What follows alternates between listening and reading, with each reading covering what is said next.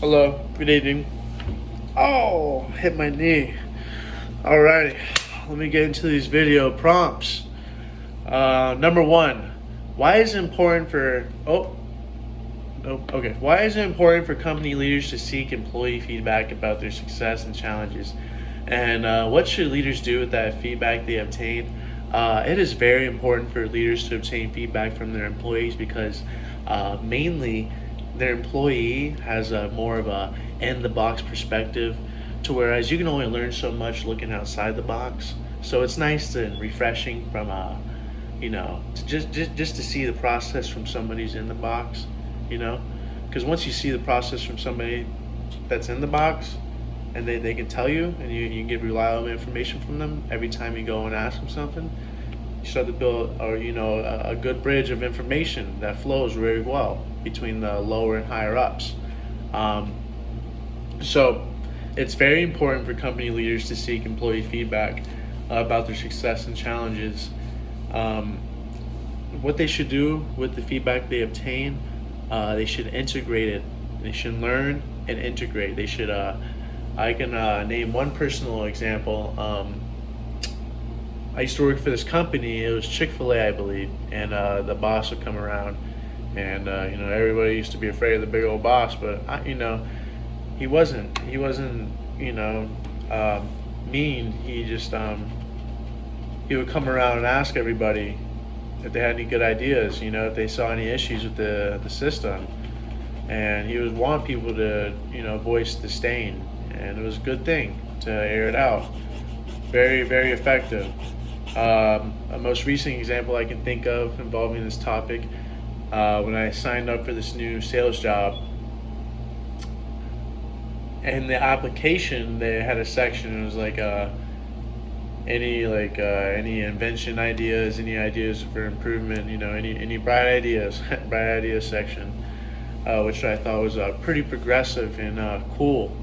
You know, getting employee feedback because it's feedback about success and challenges ultimately just creates a better structural,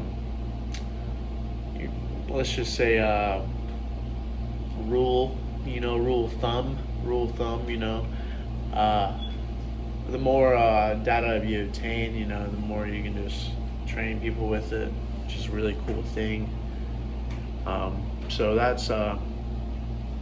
that's mainly the coolest thing about employee feedback from people that are like on the front line of working, is because what they really can tell is the front, the main story on the main page, of what it's like to work in these type of places, these jobs, these settings. The boss can, then obtain a very good idea of what's going on around the house, the store, living room, kitchen, wherever. Small business, large business, feedback all around is just a good thing, especially when it's about their successes and challenges. Uh, our boss does ask us every day.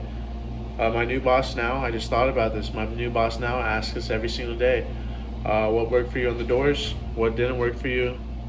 Bada boom, bada bang. How you doing? Moving on. Prompt number two, why is it necessary or desirable for employees to understand how and why a company change is taking place? To what extent do you think the best practice is actually followed in the real world? So, it is necessary and desirable for employees to understand how and why a company is changed, because it helps build trust during the transition between states of change. When the employee, they might be thinking, what's going to happen to me? What's going to happen to my job? So that's where that seeking employee feedback comes back in. It's just like, hey man, how you feeling today? What's worrying you? Oh, I think I might lose my job with this new merger. It's a really good thing, employee feedback. Um, Is it necessary and desirable for employees to understand how and why a company change is taking place? Yes, absolutely. It is. Companies may be reluctant to share information about changes for fear of like negative backlash. Say we're getting bought out by a competitor type of situation. They might not work as hard because they feel like they might lose their job. However, in the long run, companies that prioritize transparency and communication ultimately are likely to see better outcomes when transitioning, because transitioning is hard, really. Changing. It's a very difficult process. In fact, I would say it's one of the hardest processes a business can do, because change in itself is ultimately what drives not only any daily activity, because we're all seeking change. We all are. But going back to what I was saying earlier, uh, the best practice is not always followed. Companies may be, mm, I don't know, like they might be reluctant to share because it's they don't necessarily prioritize communication. That could be another. I mean, you get a company that doesn't do talk to employees, doesn't ask how they are, and they're not gonna tell you they're gonna change. You're not gonna expect a big greasy company that can replace you in a day to share all its inner workings with you. But small mom and pop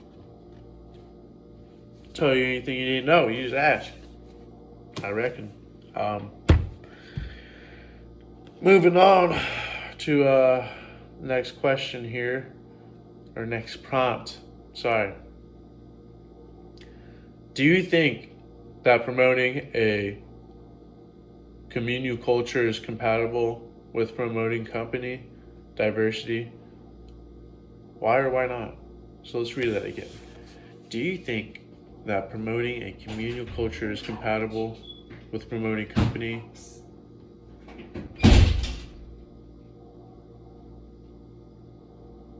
diversity?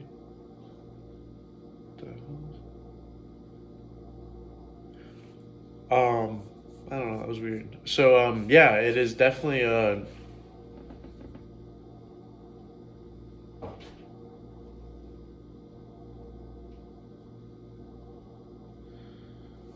sorry, I don't know what that was. I think my cat got out, and it's like someone put it back in. I don't know, but weird. Do you think that promoting communal culture is compatible with promoting company diversity? Yes. Company diversity is a very important thing. Without a diverse nature, you fall susceptible to a single hive mind culture that is very deadly. Everybody says yes, yes, yes, or no, no, no, which is a very bad thing. You want a diverse set of opinions. You want minds from all walks of life. Doesn't matter rich or poor. Um, well, I mean, I guess if you want diverse, you want rich and poor, right? Get multiple opinions on things like that. But yeah, I'm poor. I'm doing better. I'm doing better. I'm starting to learn. But yeah, communal culture is very important because diversity is key. As both values, priorities inclusivity and collaboration and respect for differences, which is a cool thing. Um, However, it's important to recognize that achieving goals may be, require some additional effort and intentionally training and resources to support diversity and inclusion and avert and addressing unconscious bias in the workplace. Um, Different cultures experience high and low power distance in business as a reflection of their most But political governance, so like if you work with a someone like a Chinese person who I hear very prideful with their work, you're gonna get a lot better work ethic than someone typically from America. So yeah, diversity in that sense is a good thing. Strengths and weaknesses ties into the first prompt.